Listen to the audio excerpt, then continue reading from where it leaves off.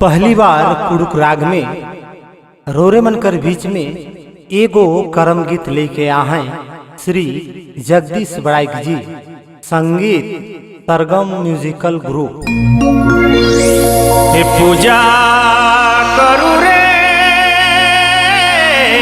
भैया, पूजा करू रे बहिन, हाय रे भैया करम राजा अंगना मेरे आलय, हाय रे बहिन करम राजा अंगना मेरे आलय।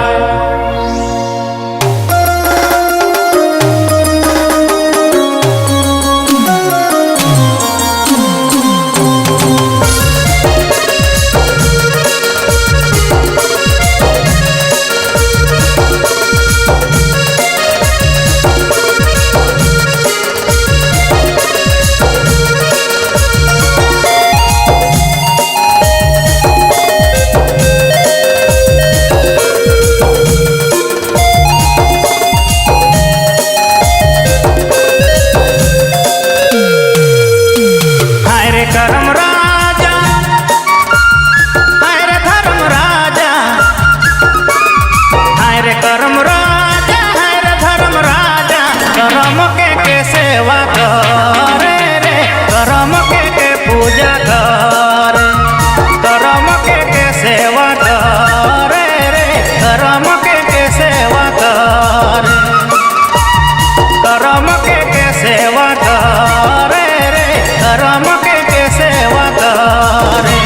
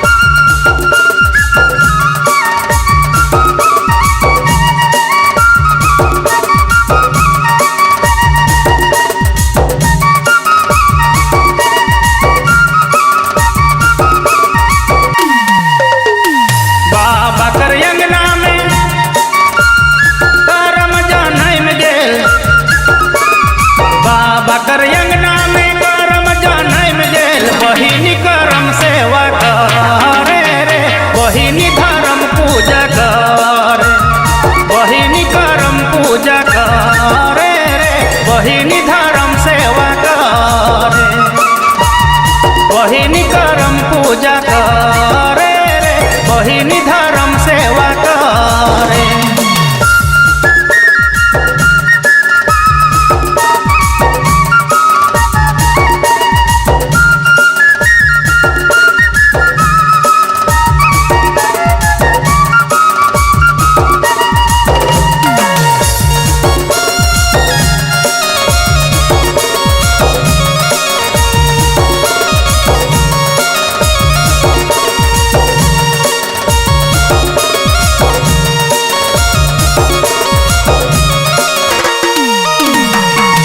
जवा खोसले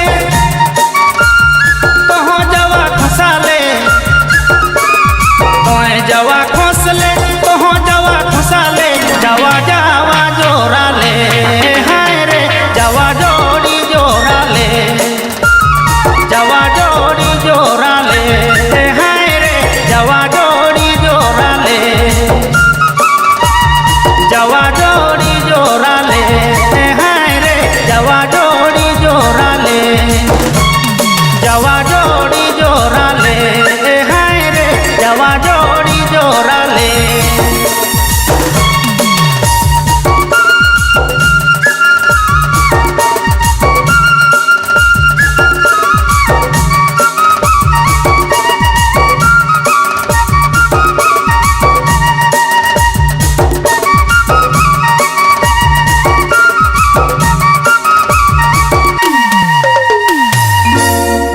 रिकॉर्डिंग रवि राम सरगम स्टूडियो, लौंगा बसिया।